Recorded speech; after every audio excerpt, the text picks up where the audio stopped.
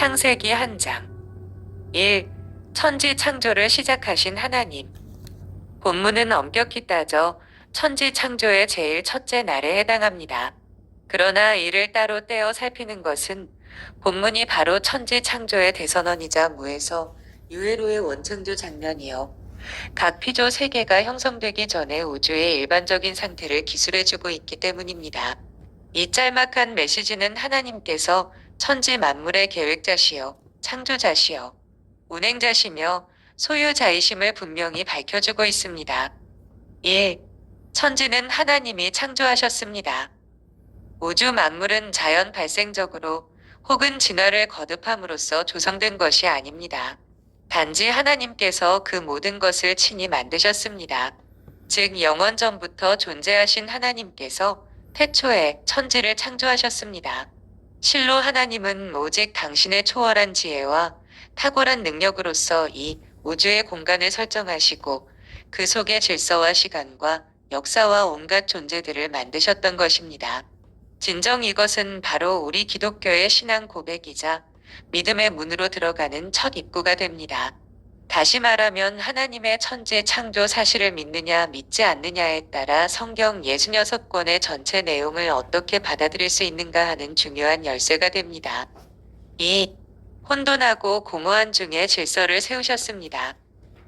하나님께서 질서 있고 조화로운 우주를 창조하시기 이전 소위 원시 창조 때의 세상은 어둡고 무질서하며 공허한 상태였습니다.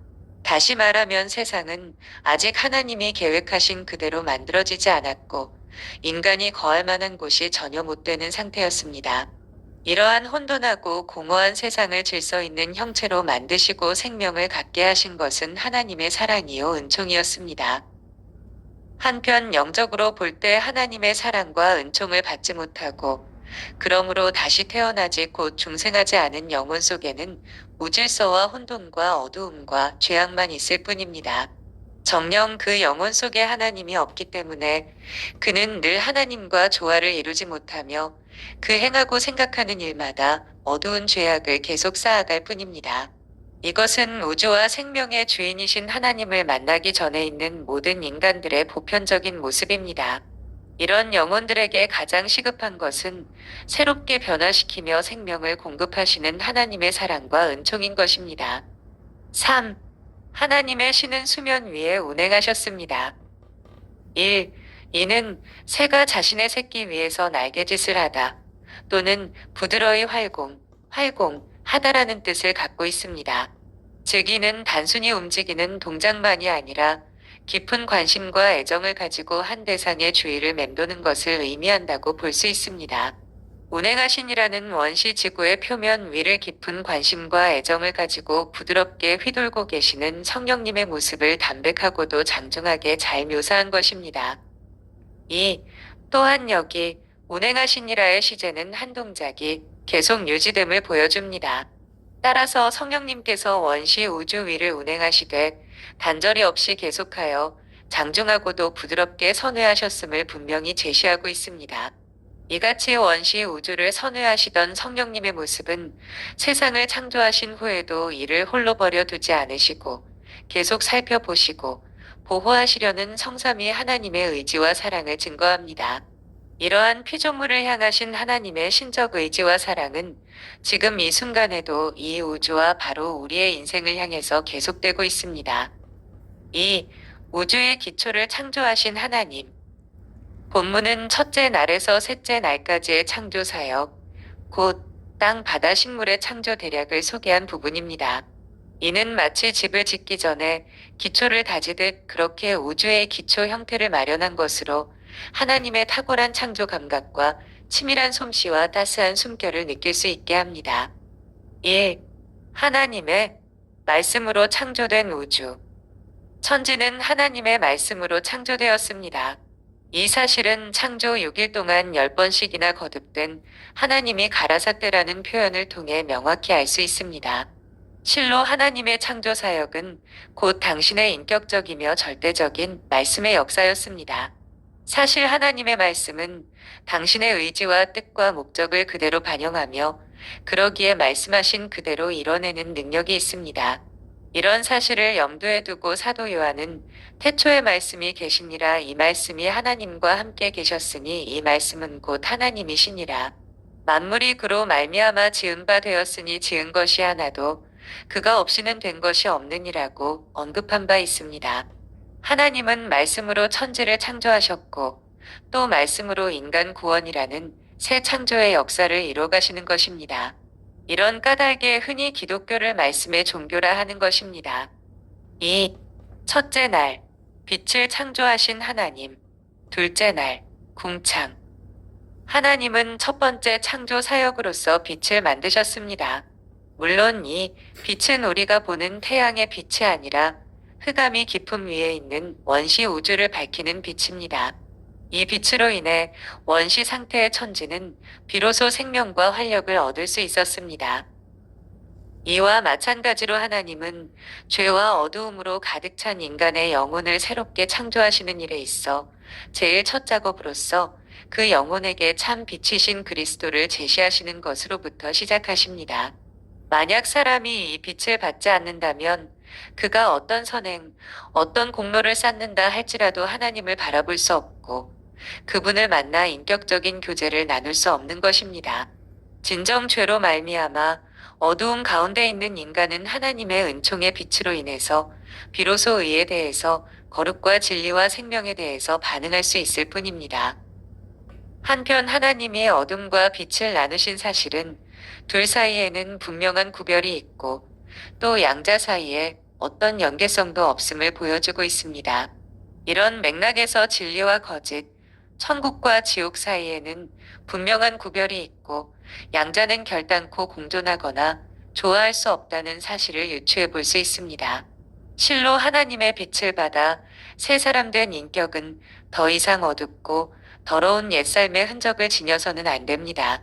오직 새 사람, 빛의 열매를 맺는 생활을 해가야만 합니다. 이와 더불어 생각할 것은 낮과 밤, 즉 하루는 하나님께 속한 것입니다.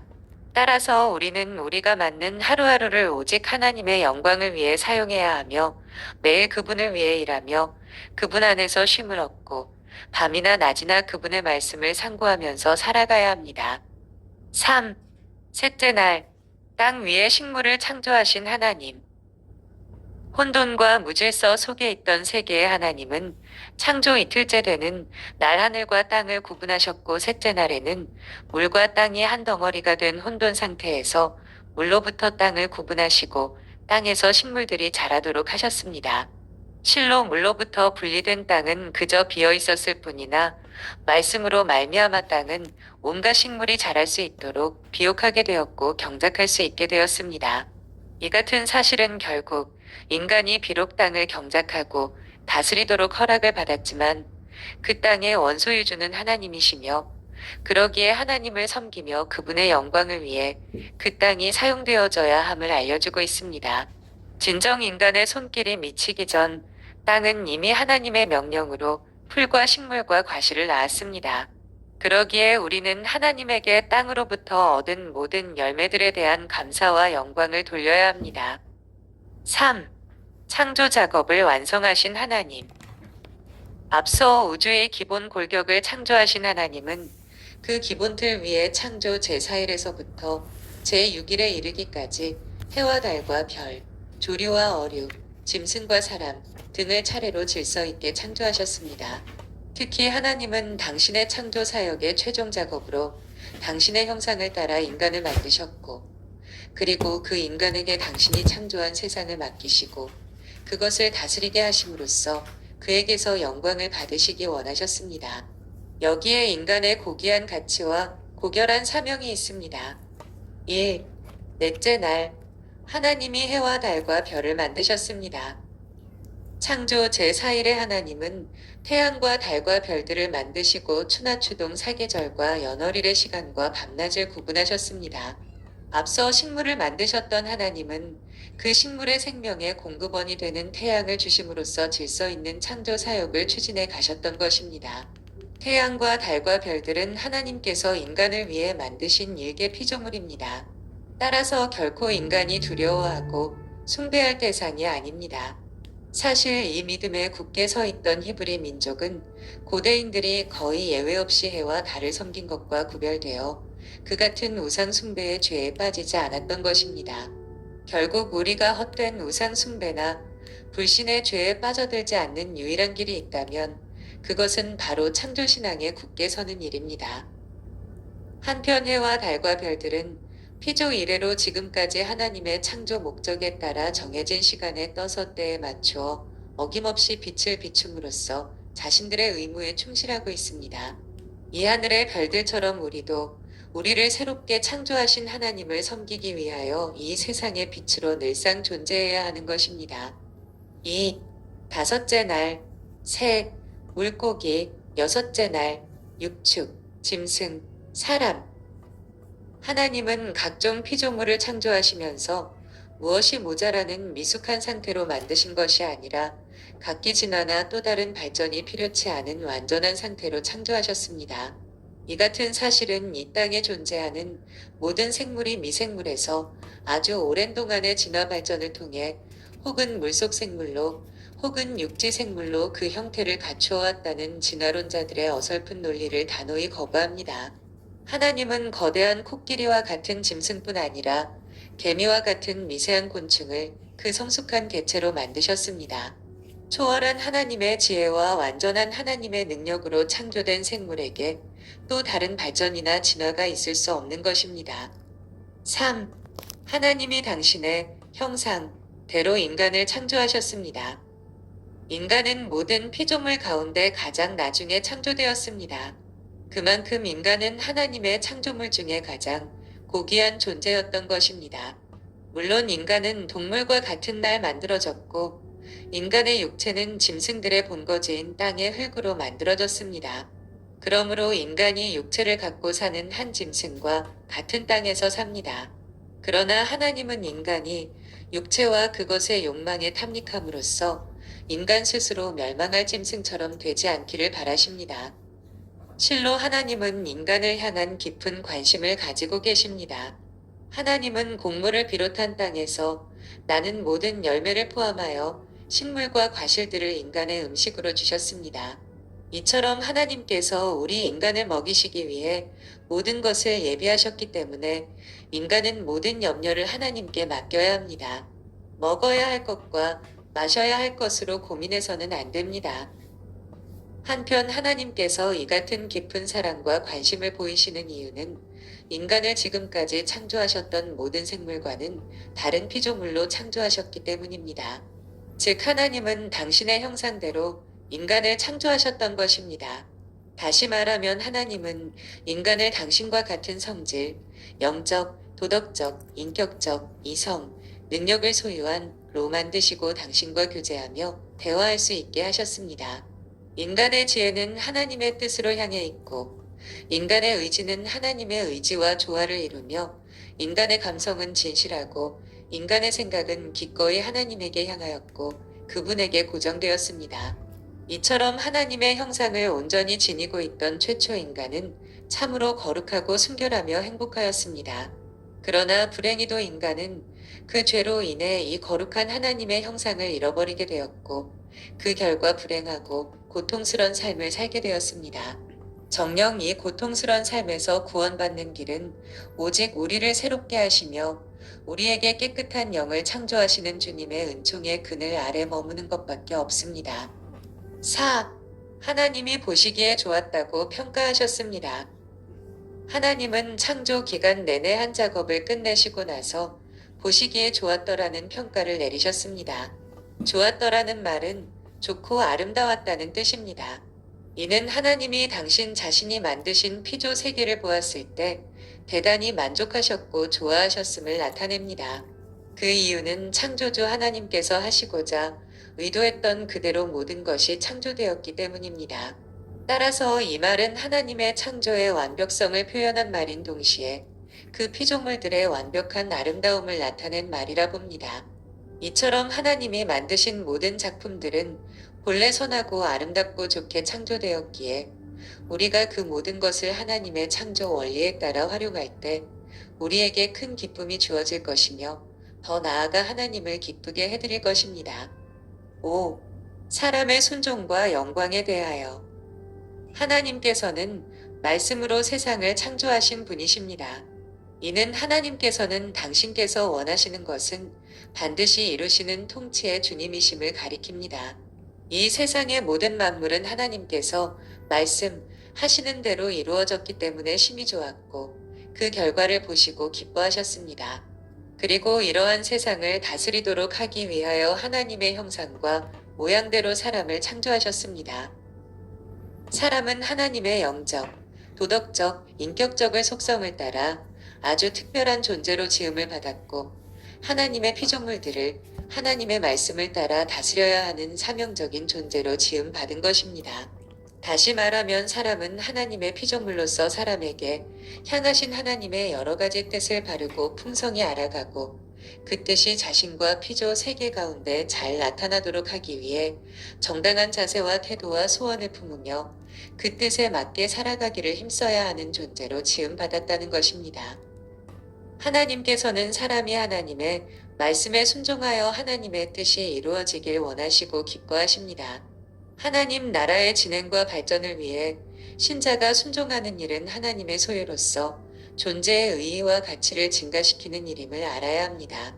사람의 존재는 하나님 나라의 도구인 것입니다. 하나님 나라의 역사에 동참하고 쓰임받는 것은 사람이 누릴 수 있는 가장 큰 행복입니다. 곧 영광인 것입니다. 거기에서 하나님의 고귀한 존재임이 드러나는 것입니다. 하나님께서는 사람의 순종을 쓰셔서 세상이 하나님의 뜻에 맞게 이루어가기를 기뻐하십니다. 우리 사람은 하나님의 형상과 모양을 총동원해서 자발적이고 적극적으로 순종해야 하는 것입니다.